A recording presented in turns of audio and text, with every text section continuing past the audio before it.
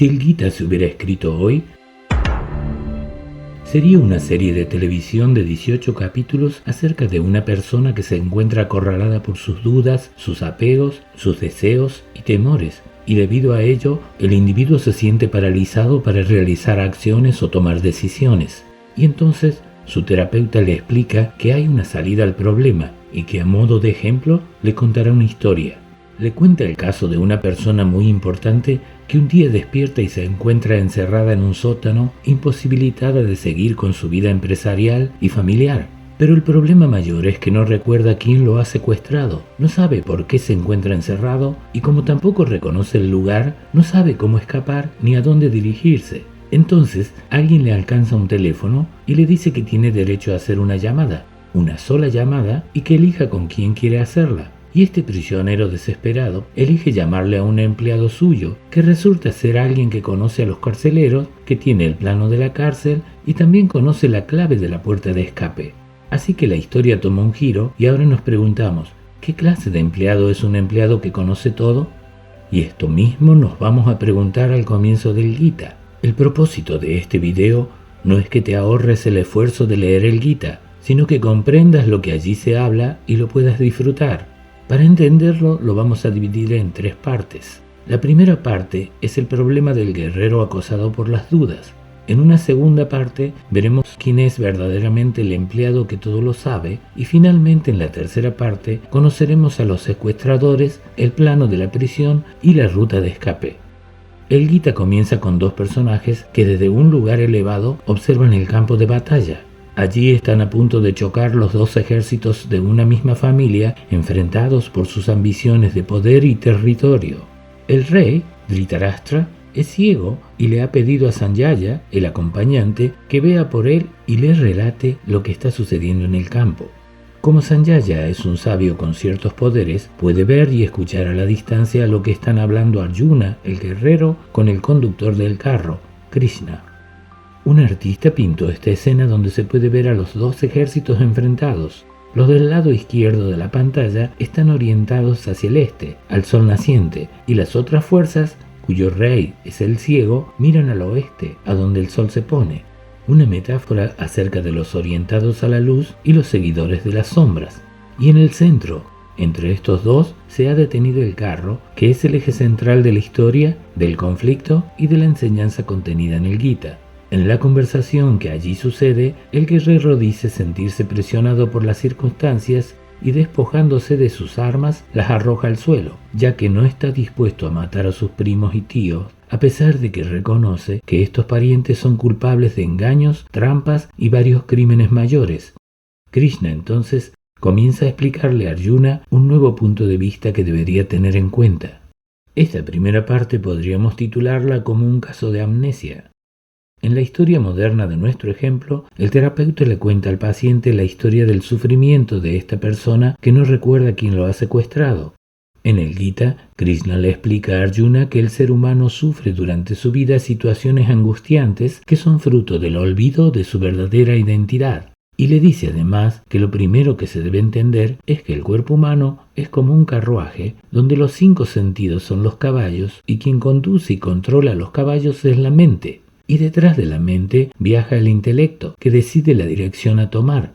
Pero Krishna enseña que cuando el camino elegido lleva a las sombras, al mundo de las ilusiones materiales, el individuo se paraliza y permanece allí semisumergido en la duda y la ignorancia. Sin embargo, cuando elige el camino luminoso, con firmeza, se comprende que esto no es una decisión, sino un deber, enfrentar a las fuerzas que nos empujan a caer en las sombras. En esta primera sección, Krishna explica las diferentes opciones recomendadas para alguien que quiere reencontrarse con su verdadera identidad.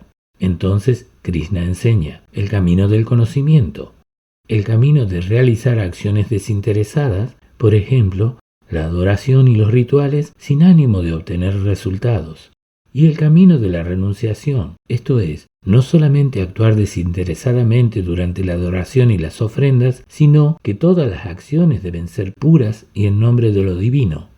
Por supuesto que el aspirante debe cumplir una serie de requisitos y condiciones que son explicados en esta parte, pero Krishna alienta a Arjuna a no pensar en las dificultades que implican la práctica de los 3 caminos a seguir, sino que promete la transformación del mundo de las dudas y preocupaciones y el disfrute de un mundo de paz inigualable, conocer nuestro origen e identidad. Esta primera parte finaliza explicando que aún hay un camino superior a los explicados anteriormente y este se llama meditación. En el último verso, Krishna utiliza la palabra bhajate. Proviene de la raíz de la palabra bhaj, que significa servir. De este modo se establece que mientras las otras clases de yoga son incompletas y debe realizarse un trabajo para conseguir una práctica adecuada, el camino de la meditación que convierte en puras todas las acciones devocionales o de servicio es cuando se recuerda la actitud natural del alma del ser humano, ser sirviente del Creador. Y esto consiste en no afectar y, por el contrario, propiciar con nuestras acciones la preservación y transformación de todo lo creado por Dios. Esta es la misión más elevada, el Dharma puro. Krishna afirma que los demás caminos llevan al practicante a conectarse con Dios, pero aún no se han situado en el entendimiento de que somos sus servidores eternos. Veamos ahora lo que nos espera en la segunda parte de este resumen, donde Krishna explica la conexión entre la divinidad y el individuo, y en nuestro ejemplo del terapeuta, la relación entre el secuestrado y su salvador. Recordemos, nuestro personaje terapeuta relató al paciente que el secuestrado de su historia llama por teléfono a su empleado y se sorprende al descubrir que éste conoce a los carceleros, que tiene el plano de la cárcel y también conoce la clave de la puerta de escape. Y nosotros ahora comenzamos a preguntarnos, ¿qué está intentando hacer el terapeuta con la historia del secuestro? Krishna, en la segunda parte del Gita, comienza diciendo a Arjuna que así como el hilo no es visible, pero es la causa del orden de una guirnalda, aunque no se puede ver, él mismo es el orden y el sostenedor de todo lo existente. Y dice que él es el supremo absoluto, el controlador de todo, y él también es el disfrutador de todas las acciones y de las transformaciones en el universo. Luego Krishna enumera los beneficios que obtiene el individuo cuando logra liberarse de la prisión causada por seguir a sus propios deseos y rechazos, las cadenas mentales. Y entonces le asegura que aquel que se libera de estas ataduras encontrará un nuevo modo de vida en paz con su ayuda. Krishna le explica a Arjuna cuál es la clave para destruir las cadenas que atan la mente. Krishna le cuenta que todo ha surgido del Ser Supremo y el universo que aparece frente a nosotros se multiplica en formas para más tarde reabsorberse en sí mismo y comenzar nuevamente. Así que la clave para liberarse de las dudas de la mente es considerar que no importa la forma que adores, siempre estarás adorando al mismo Dios único, porque todas las formas son Él mismo. Krishna afirma que es por esto que el Ser Supremo es imparcial con todas las criaturas, no favorece ni rechaza a nadie. Incluso si pecadores despreciables acuden a su refugio, Él los acepta de buena gana y muy rápidamente los convierte en puros y virtuosos. Krishna luego afirma que es Él quien está sentado dentro de sus devotos y es el cuidador y guía. Él preserva lo que poseen y les proporciona lo que les falta. Por lo tanto, debemos dedicarle nuestra mente, nuestro cuerpo y todas nuestras acciones, adorarlo, pensar siempre en Él y hacer de Él nuestra meta suprema. En nuestro ejemplo, el secuestrado pide pruebas para poder confiar en el hombre que está detrás de la llamada, y el empleado le pide que se conecte con video. Y entonces le muestra una maqueta de la prisión, la estación de policía, la sede del gobierno, el hogar de los guardiacárceles. Incluso termina con una visión del calabozo donde el secuestrado puede verse a sí mismo mirando el teléfono.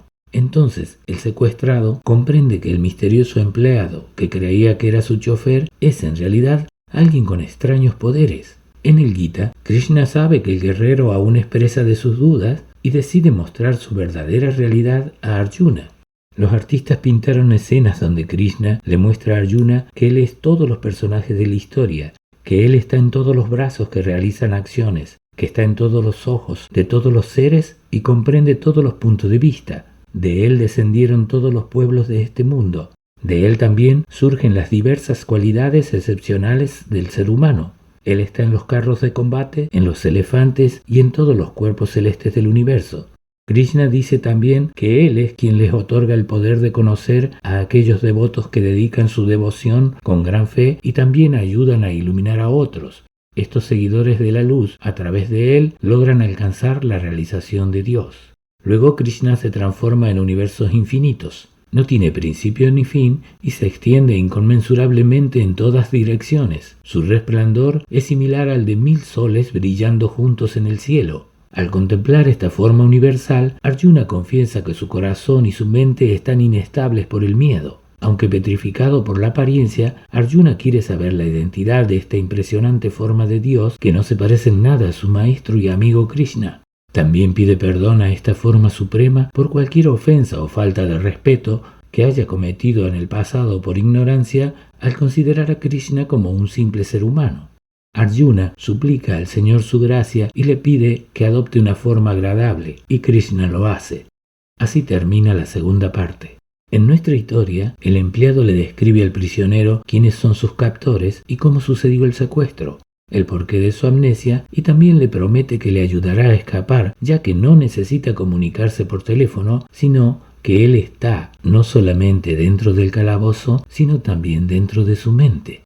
Arjuna comienza a entender que el campo de batalla es el campo de su propia conciencia y que debe decidirse cuanto antes a emprender la lucha contra sus propios pensamientos. En el primer capítulo de esta tercera y última parte, Krishna explica la importancia de conocer el campo de batalla, pero más importante aún, dice, es conocer al conocedor del campo. Y entonces el lector puede recordar que esta historia comenzó con un observador que se encuentra en un lugar elevado y que desde allí puede observar a los ejércitos y escuchar lo que Krishna le dice a Arjuna. Todo esto que Sanjaya observa se lo cuenta al ciego que no puede ver el campo. Sí, el ciego es aquel lector que no ha entendido aún que el Gita está hablando de nuestra vida, y el que puede ver desde el sitio elevado es el autor de la enseñanza llamada Bhagavad Gita o el canto del Señor.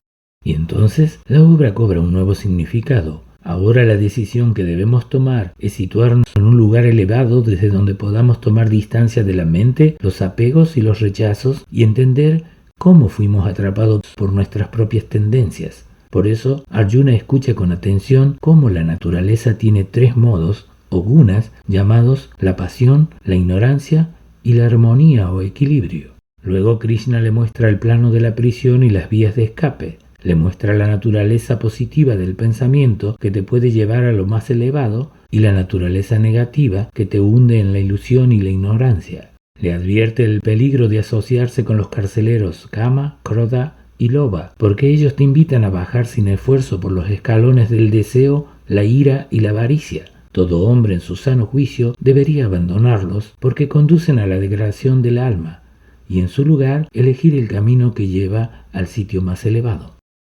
Luego, Krishna explica cómo los 3 modos de la naturaleza afectan el comportamiento del ser humano y enseña, por ejemplo, cómo se ve afectada nuestra visión del mundo. Cuando ves a todos los seres y cosas como diferentes por sus limitaciones o los divides en categorías, eso es conocimiento impuro, contaminado por el fuego, y se llama visión vendada. El egoísta que ve al mundo como una multitud de cosas sin relación entre sí y no puede ver ni siquiera la energía del uno se llama ceguera y es ignorancia, la visión anulada debido a la oscuridad de la sombra. Y cuando la armonía rige la visión, la forma pura ve la eternidad en las cosas transitorias y el infinito en las cosas que cambian, y se tiene así conocimiento puro debido a la armonía. Luego, Krishna enseña cómo estas tendencias pueden afectar hasta nuestra acción caritativa. Cuando la caridad se hace de mala gana, en el momento erróneo o tardío, a una persona no apta y esperando un resultado cualquiera sea, ser reconocido o recibir las gracias, es un acto de caridad impuro. Cuando el regalo es entregado sin amor, con desprecio o con orgullo, no es un acto de caridad. Y cuando se regala de corazón, en el momento justo, a la persona adecuada y sin recibir nada a cambio, eso es caridad pura. En el último capítulo Krishna concluyó: os he explicado el conocimiento que es más secreto que todos los secretos. Medita profundamente sobre ello y luego haz lo que decides. Finalmente, el aspirante espiritual conoce al verdadero viajero en el carro, que es Krishna mismo. La modalidad de la armonía ilumina el intelecto con la luz del conocimiento, refinando así su capacidad para discriminar lo bueno y lo malo de las cosas, las acciones y los sentimientos. El intelecto sádvico es aquel que nos hace saber qué tipo de acción debemos realizar y a qué tipo de acción debemos renunciar, qué debemos temer y qué debemos ignorar. En el final, Krishna facilita el camino espiritual con la entrega total del ego. Ríndete a mí, yo estoy en tu mente, sigue mis instrucciones y yo te acompañaré.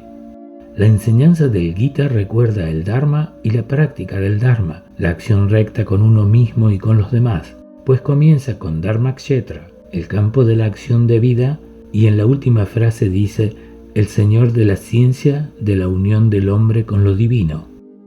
Sentir que el Señor está lejos, separado de ti, a eso se le llama conocimiento sin discernimiento o conocimiento sin la experiencia. Sentir que el Señor, inmanente en el universo, está en ti también como el Atma, eso es conocimiento visible a través de la experiencia de aquello que los ojos no pueden ver.